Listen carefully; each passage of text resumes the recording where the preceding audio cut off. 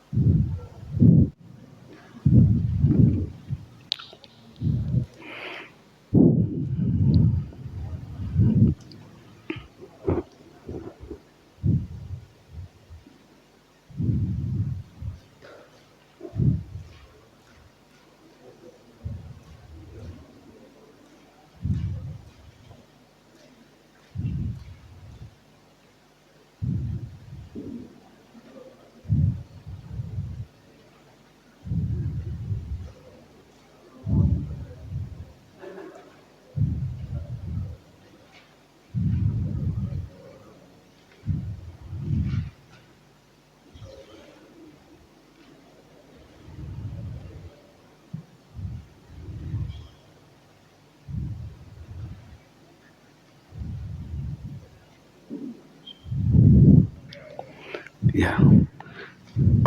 Ini Ustadz nih cuma satu mic-nya.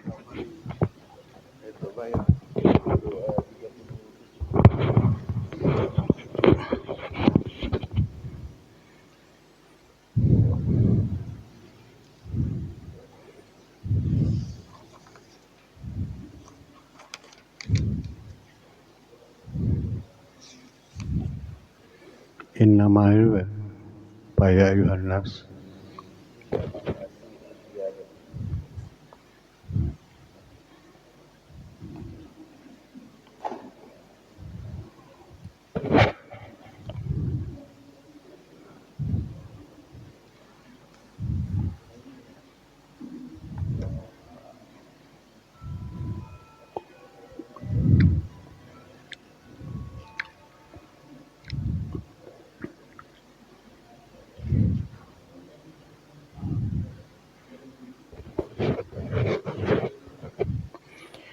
أعوذ بالله من الشيطان الرجيم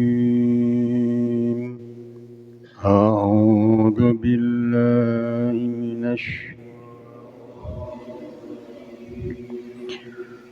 بسم الله الرحمن الرحيم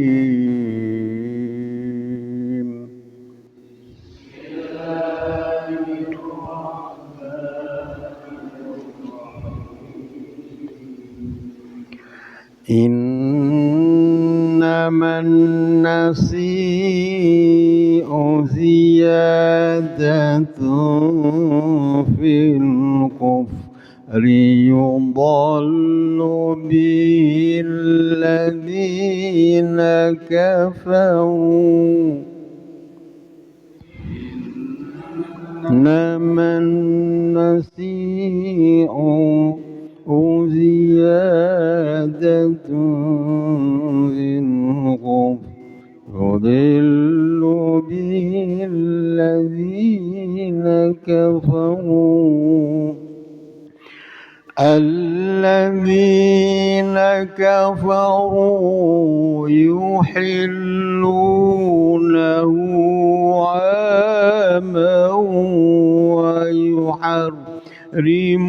ويحرمونه عاما ليواطئوا عدة الذين كفروا يحلونه عاما يحرمونه عاما ليواطئوا عدة عاما ليواطئوا عدة ما حرم الله فيحلوا ما حرم الله آمن ليواطئوا عدة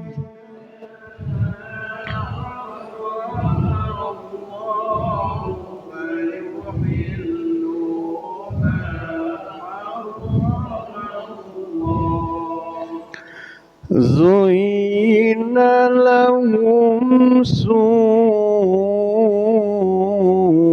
أعمالهم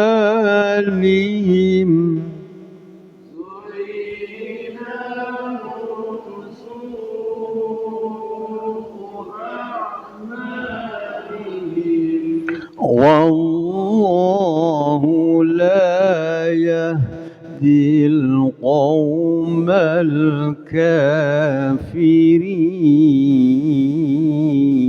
الكافرين والله لا يهدي القوم الكافرين يا أيها الذين آمنوا ما لكم إذا قيل لكم انفروا في سبيل الله يا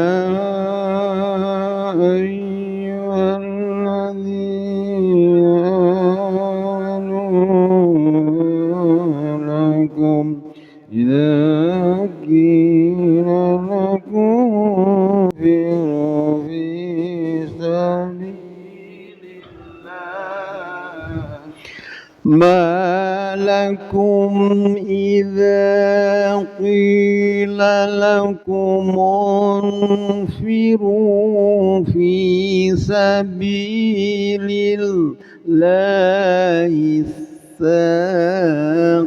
ثاقلتم إلى الأرض ما لكم إذا قيل لكم انفروا في سبيل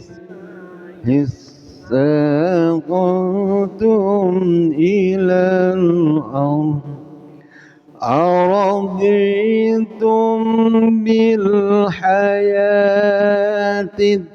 الدنيا من الآخرة أرضيتم بالحياة الدنيا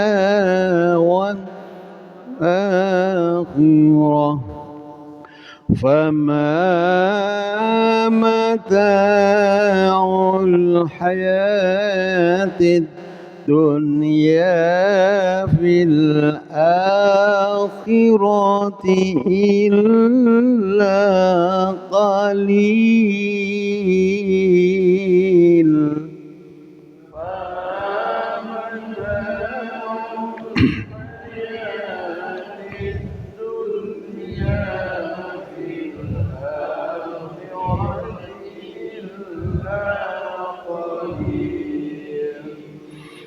إلا تنفروا يعذبكم عذابا أليما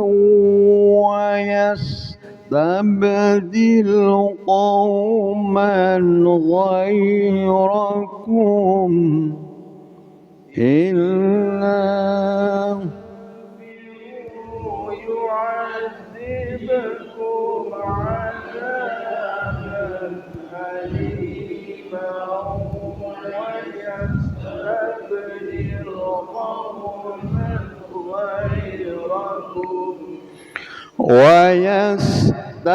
ويستبدل قوما غيركم ولا يضروه شيئا ويستبدل قوما غيركم ولا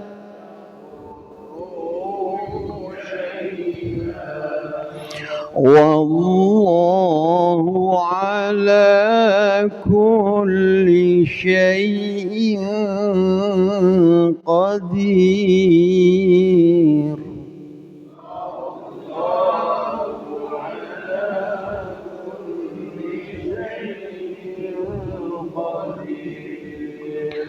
إلا تنصروا فقد نصره الله إذ أخرجه الذين كفروا إلا تنصروا فقد نصره الله إذ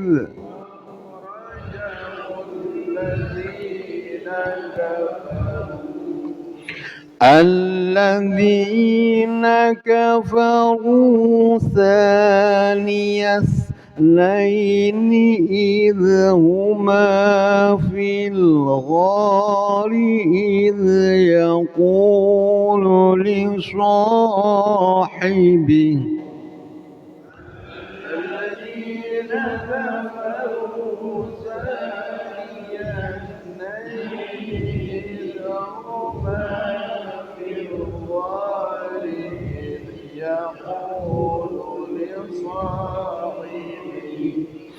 إذ يقول لصاحبه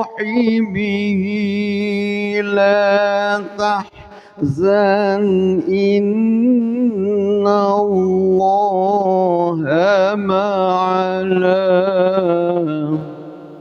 إذ يقول لصاحبه لا تحزن إن الله معنا فأنزل الله سكينته عليه وأيده بجنود لم تروها فأنزل الله سكينته عليه وأيده بجنود لم تروها وأيده بجنود لم تروها وجعل كلمة الذين كفروا السفلى وأيده بجنود لم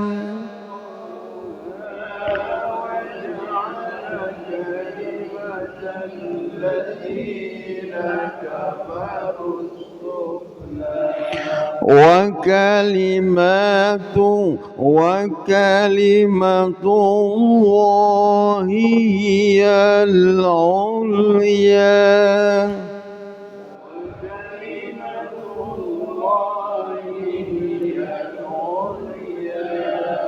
والله عزيز حكيم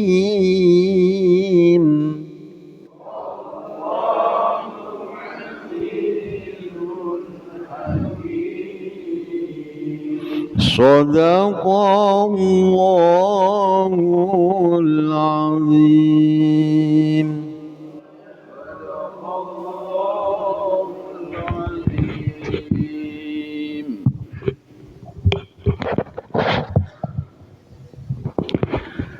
A'udzu billahi minasyaitonir rajim. Bismillahirrahmanirrahim. Innaman nasi'u ziyadatun fil kufri.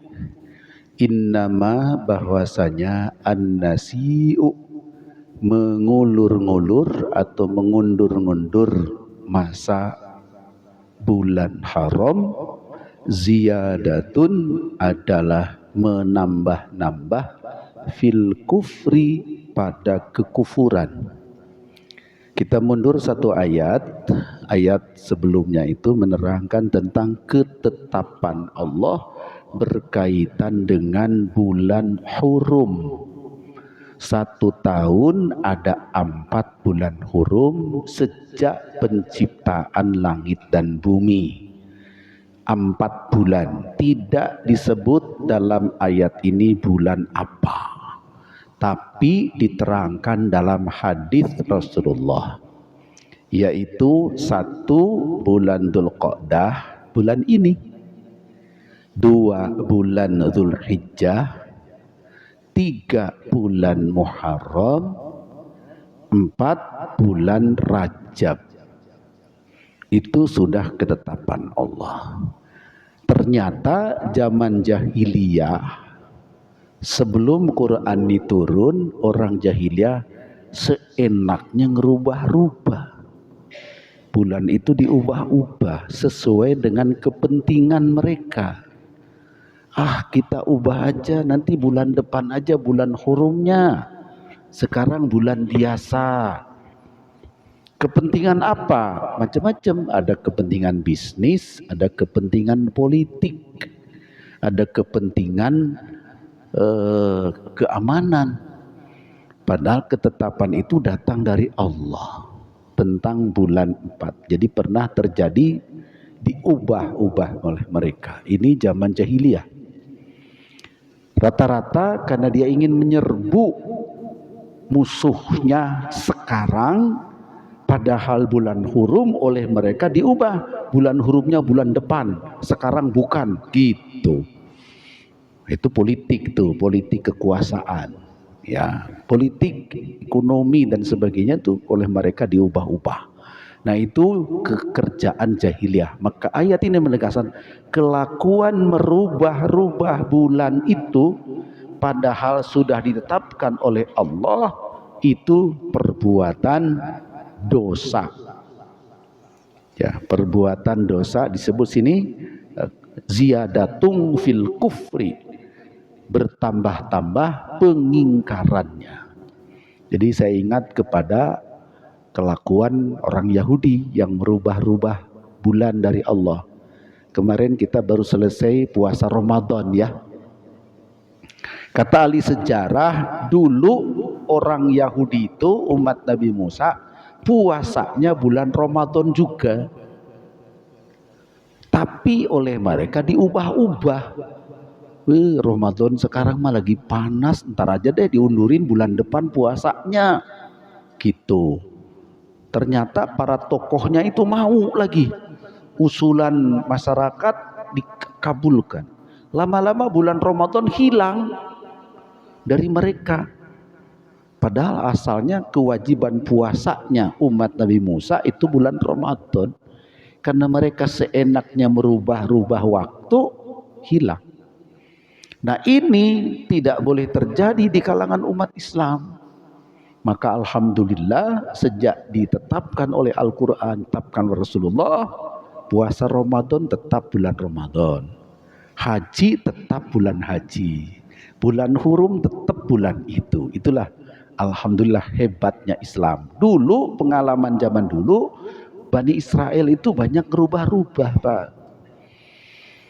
Hilang itu kesucian bulan-bulan yang ditetapkan oleh Allah, oleh kelakuan mereka diubah. Maka ayat ini mengatakan kelakuan merubah-rubah itu kufur, perbuatan menambah-nambah kekufuran, ziyadatu fil kufri, menambah-nambah kekufuran. Ya, ini salah satu contoh. Jadi Islam, keputusan Allah itu yang sudah paten, yang sudah tetap secara mutlak, tidak boleh diubah-ubah. Yudillu bihi, menyesatkan dengan perubahan itu alladzina kafaru, orang-orang yang kufur. Yuhillunahu aman, menghalalkan suatu tahun, wa yuharrimunahu aman, mengharapkan tahun lain. Jadi berubahlah itu, kacau lah dengan cara merubah begitu itu. Ya. Nah, jadi alhamdulillah Islam itu konsisten, tidak berani merubah kitab. Ini umat dahulu pernah, Yahudi pernah melakukan, jahiliyah Mekah, Madinah sebelum Nabi Muhammad juga pernah melakukan. Maka ayat ini memantapkan kembali. Liwatiu, kenapa mereka itu merubah-rubah? Semenak-menak menyebut ini bulan hurum, ini bulan halal.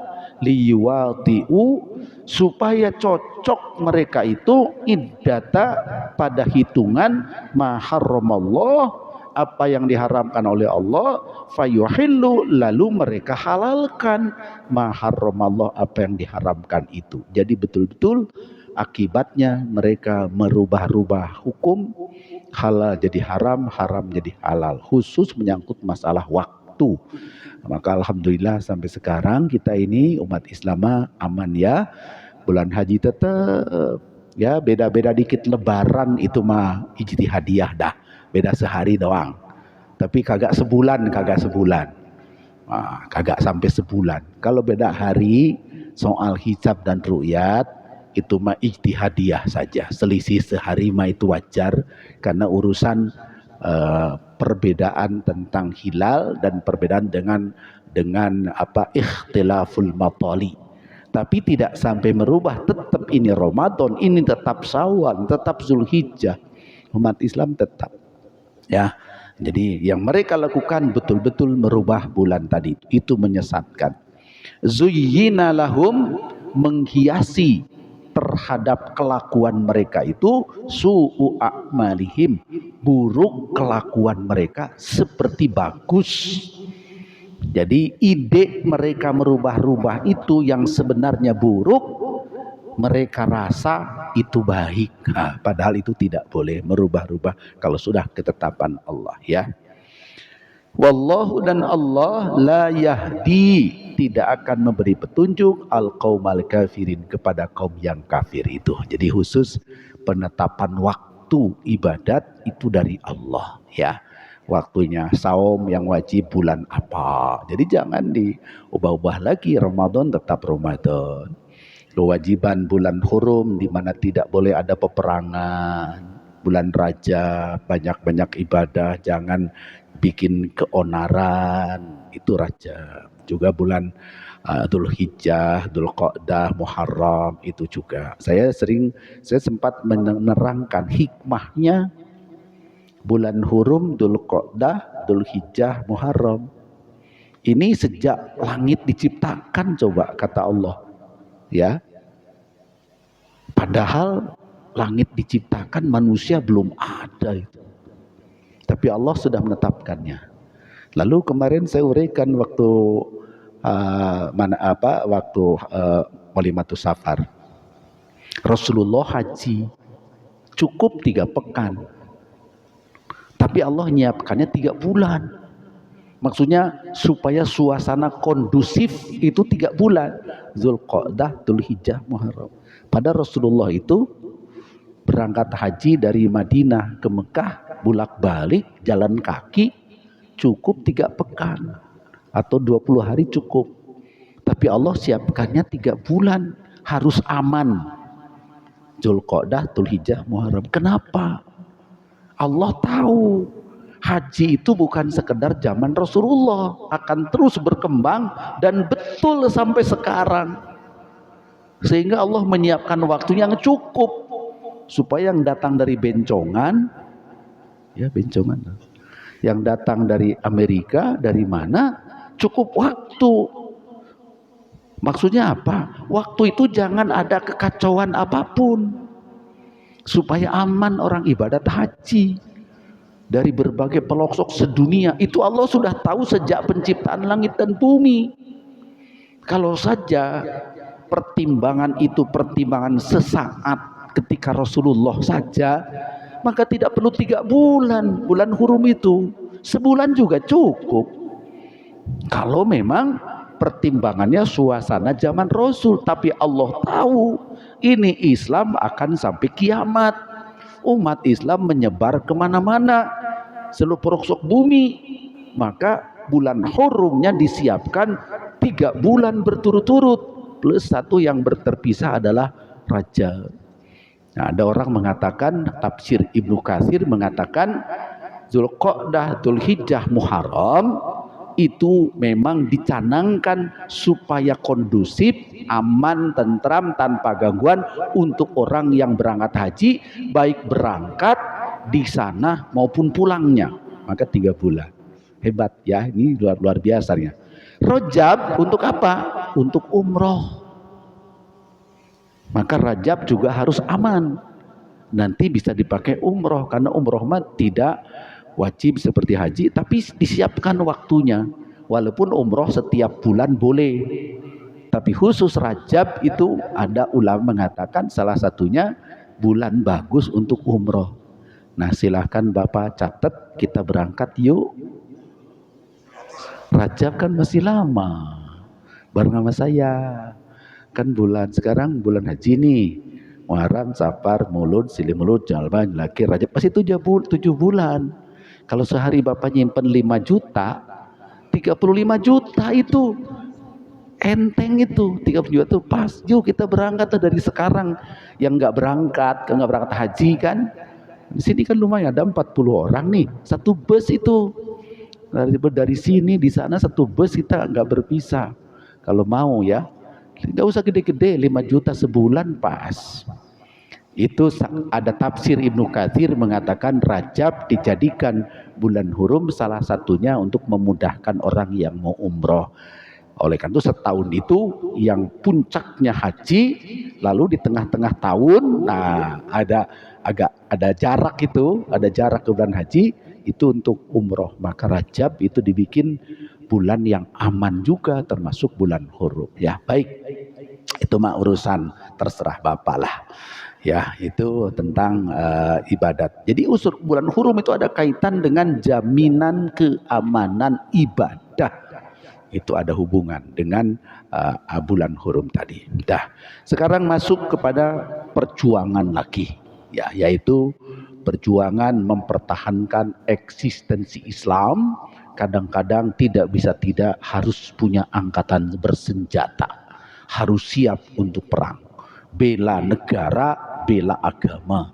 Kalau tidak salah ada undang-undangnya negeri kita juga, kewajiban bela negara itu ada undang-undangnya. Ini tentang bela agama. Allah menegur kepada orang-orang yang mengaku beriman, tetapi ketika suruh mempertahankan negara dan agama dengan jiwa dan raga, banyak yang males. Ini ayatnya nih, males. Ya ayyuhalladzina amanu, wahai orang beriman, malakum, kenapa kalian itu, idza qila, jika dikatakan, lakum kepada kalian, ingfiru, berangkat kalian, fi sabilillah, berjuang di jalan Allah, atsaqaltum, kalian merasa berat, ilal ardi, untuk meninggalkan tempatnya. Ada yang disuruh berjuang di jalan Allah males. Saya mah nggak enak. Zaman Rasulullah ada yang begitu, pura-pura. Ada pura-pura, kan tanggung, saya itu kebun kurma saya mau panen ya Rasulullah, saya nggak ikut ya, mau panen.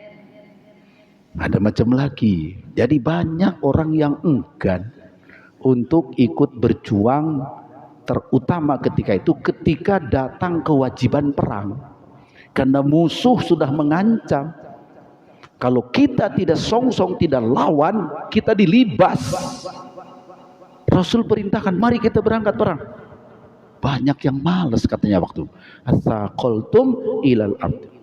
Maka ditegur oleh ayat kepada yang malas berjuang ini, araditum bil hayati dunya, apakah kalian lebih suka senang-senang di dunia, minal akhirah, daripada nanti kamu diberi senang di akhirat. Jadi yang berat berjuang itu biasanya berat dunia, ya. Padahal kalau tidak berjuang, Islam habis waktu itu. Kalau habis, rugi akhiratnya. Jadi mereka pilih dunia. Ini teguran kepada malas yang berjuang. Ya, maka ini sudah sunnatullah dari zaman Nabi Adam, bahwa kebenaran itu kadang-kadang wajib dipertahankan oleh kekuatan, dengan kekuatan. Dari zaman Nabi Adam, zaman Nabi Nuh, zaman Nabi Ibrahim, zaman Nabi Daud, harus itu. Sudah sampai hari akhir kiamat juga itu perlu. Tentara itu perlu, yang siap bela negara, bela agama itu dengan jiwa raga itu sepanjang bumi dibentangkan, kehidupan manusia itu kadang dibutuhkan. Ya, maka ini ayat menegur kepada yang malas. Yang malas itu berarti mereka berat dunia. Fama mataul hayatid dunya, maka tidaklah kesenangan hidup dunia itu fil akhirati, dibandingkan kesenangan akhirat, illa qalil, kecuali kecil saja. Kesenangan dunia itu kecil saja dibanding kesenangan akhirat. Ini sebagai teguran kepada yang malas berjuang. Illa ini asalnya inla. Illa itu tulisannya di Quran harus hati-hati, cermat pengertiannya. Ada illa, kecuali. Ada illa yang asalnya dari inla, masuk sebagai idgham bila gunnah, illa, lalu nunnya tidak ditulis, tidak perlu ditulis nunnya. Ini namanya naskah atau khat Mashab Utsmani. Sejak Sayyidina Utsman tulisannya seperti itu, padahal maknanya inla. Inla atau illa, jika tidak, jika kalian tidak, tangfiru, kalian mau berangkat untuk berjuang, yu'adzibkum, Allah akan mengazab kalian, azaban alima, dengan azab yang pedih. Kalau kita tidak mau maju berjuang fisabilillah, maka Allah akan mengazab kita. Dengan cara apa azab kita? Bisa macam-macam. Termasuk kita dilibas oleh musuh, kan azab. Dulu waktu kita mengusir Belanda, kalau kita tidak mau mengusir Belanda, berarti kita dijajah terus, menderita terus. Nah, menderita itu bagian dari azab sebetulnya. Maka kalau berjuang, maka Allah bantu. Ini kata Quran, jika kalian tidak mau berangkat untuk berjuang, maka Allah mengazab kalian dengan azab yang pedih. Wa yastabdil, bahkan Allah bisa mengganti kauman dengan kaum ghairakum, selain kalian. Kalau kita tidak mau berjuang, kita akan dilenyapkan oleh Allah. Allah munculkan kaum yang baru, ya. Wala tadurruhu syai'a. Seperti itu tidak susah bagi Allah. Kalau kalian tidak berjuang, kamu akan dibinasakan semua. Lalu Allah munculkan generasi baru aja yang mau berjuang. Bagi Allah itu mudah. Ini teguran bagi orang yang tidak mau berjuang. Wallahu, dan Allah ala kulli syai'in qadir, terhadap segala perkara maha kuasa. Banyak ayat di surat At-Taubah itu mengungkapkan tentang pentingnya berjuang dengan jiwa dan raga untuk menegakkan agama. Ini memang seperti saya katakan, surat Al-Anfal itu surat persiapan, surat At-Taubah surat perintah perang. Maka At-Taubah kagak pakai bismillah. Sudah saya terangkan dulu. Apa itu hikmahnya surat At-Taubah tidak pakai bismillah? Karena itu surat perang. Perang itu bisa bunuh-bunuhan. Maksud saya saling membunuh gitu ya, bunuh bukan. Itu maka tidak relevan dengan kata-kata Bismillahirrahmanirrahim. Saya sudah terangkan tempo hari. Nah, kita sedang bicara itu, sekarang juga sedang bicara tentang pentingnya perang. Barusan dikatakan, jika kamu tidak mau berjuang, maka kamu akan dapat azab, atau Allah akan lenyapkan kalian, dimunculkan generasi baru yang lain yang siap berjuang. Jadi betapa pentingnya itu perjuangan ketika itu ya.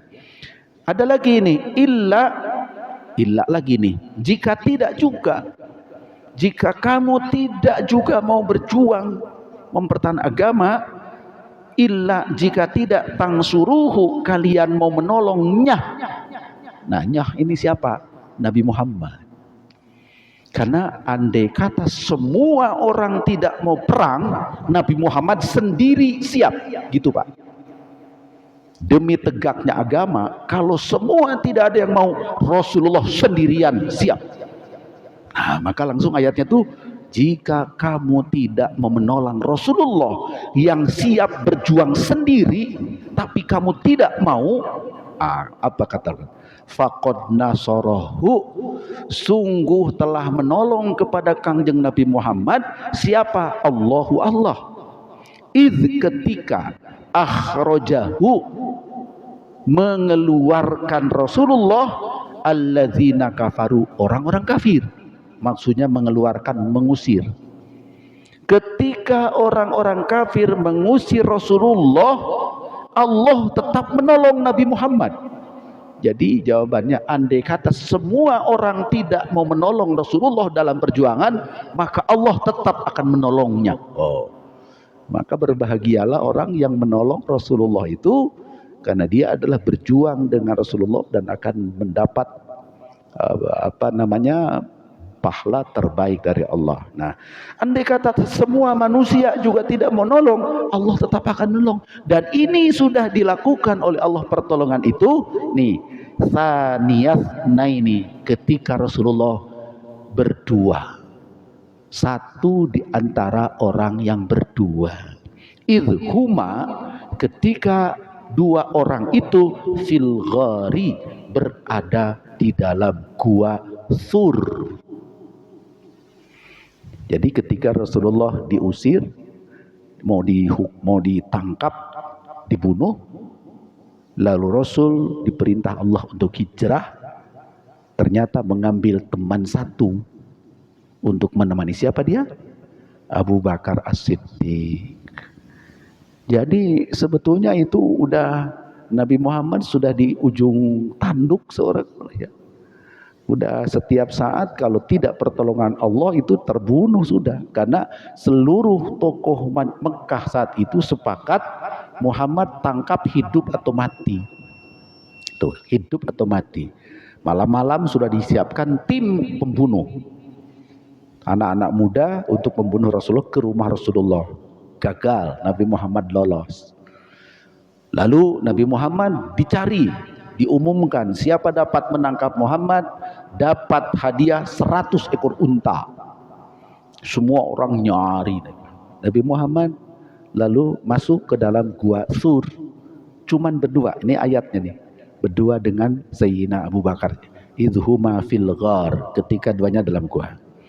Idh yaqulu li sahibihi, ketika Rasulullah berkata kepada sahibnya maksudnya Abu Bakar yang sedang berdua di gua, la tahzan, jangan kau takut wahai Abu Bakar, innallaha ma'ana, sungguh Allah beserta dengan kita. Nah itu ketika di Gua Thur itu ternyata tentara yang akan menangkap sampai ke mulut gua sudah mundar mandir di atas mulut gua itu dengan pedang terhunus, satu tim bukan kecium, dicuriga juga nih, jangan-jangan ke sini ke Gua Thur nih, karena semua disebar kemana-mana untuk menangkap Rasulullah itu. Satu tim sampai ke, padahal itu sudah diusahakan jangan sampai ketahuan. Bekas-bekas Rasulullah lewat suruh dihapus oleh domba yang digembalakan oleh saudaranya, putranya Abu Bakar, supaya tidak ketahuan. Nyampe juga itu tim yang akan menangkap, nyampe juga itu ke Gua Thur itu, pada tingginya luar biasa, itu lebih tinggi daripada Jabal Nur itu, ke Gua Thur itu. Nah, sehingga Sayyidina Abu Bakar gemeter itu, wah ketangkap nih kita nih, tuh kakinya udah kelihatan tuh bawa pedang itu, para tim yang akan membunuh Rasulullah sudah siap itu. Maka dia gemetar. Nah ketika gemetarlah maka Rasul mengatakan la tahzan innallaha ma'ana, kata Rasulullah, Abu Bakar jangan takut, Allah beserta kita. Nah itu yang disebut pertolongan Allah ya. Fa anzalallahu sakinatahu, maka Allah menurunkan rasa tenang ya pada hati Sayyidina Abu Bakar dan Rasulullah, karena kita ingat ada Allah yang menolong. Ini yang disebut dengan pertolongan Allah. Sakin alaihi wa ayyadahu, dan Allah memperkokoh Nabi Muhammad bijunudin, dengan tentara lam tarauha, yang tidak kelihatan. Oh, didukung, di backup oleh tentara malaikat ketika Rasulullah terancam itu. Wa ja'ala kalimatal ladzina kafarul sufla, wa ja'ala, maka Allah menjadikan kalimatal ladzina kafaru, kalimah atau prinsip hidupnya orang kafir, sufla, menjadi rendah. Wa kalimatullah, kalimat Allah, prinsip tauhid, hiyal ulia, tinggi. Artinya Nabi Muhammad selamat dan nanti menang. Orang kafir jatuh, ambruk, hilang, lenyap ya. Jadi Rasul dimenang. Itu kenapa? Pertolongan Allah. Jadi kembali ke atas, pertolongan Allah. Ditolong atau tidak oleh orang-orang, Allah akan menolong Nabi Muhammad. Itu intinya. Jadi kalau gitu apa gunanya kita? Kan Allah yang akan menolong. Gunanya kita apa? Gunanya supaya kita ambil bagian dalam jihad fisabilillah, lalu kita dapat pahala. Allah kuasa, tanpa pertolongan kita Nabi Muhammad sendirian menang bisa, tapi kita nggak dapat apa-apa dong. Supaya umatnya juga dapat kebaikan, dibukalah pintu jihad bagi para umat. Sebetulnya ditolong sendirian oleh Allah bisa menang Nabi Muhammad itu. Tapi kalau begitu kita nggak punya andil, kita nggak punya pahala apa-apa, terlalu enak. Maka umatnya dipanggil juga untuk turut berjuang bersama dengan Rasulullah. Nanti kita ketemu ayat, barang siapa yang beriman kepada Rasulullah, menolongnya, nah itu baru di situ maka Allah berikan kemuliaan kepada mereka. Nah ya, jadi sini akhirnya Allah memang memenangkan Rasulullah dengan perjuangannya dan mengalahkan orang-orang kafir. Wallahu, dan Allah azizun, maha perkasa, hakimun, dan maha bijaksana. Jadi ini rahmin ya, sepenggal ayat yang menerangkan tentang pentingnya jihad fisabilillah. Kemudian jihad itu perintah Allah, dan Allah siap menolong para pejuang-pejuang itu supaya mendapat pahala dari Allah Subhanahu wa taala. Tapi ayat yang paling atas tadi menerangkan tentang jangan suka merubah-rubah ketentuan Allah yang sudah baku ditetapkan. Sebab itu ketetapan dari Allah. Demikian, wallahu a'lam bishawab. Shadaqallahul azim. اللهم ارحمنا بالقرآن واجعله لنا إماما ونورا وهدى ورحمة.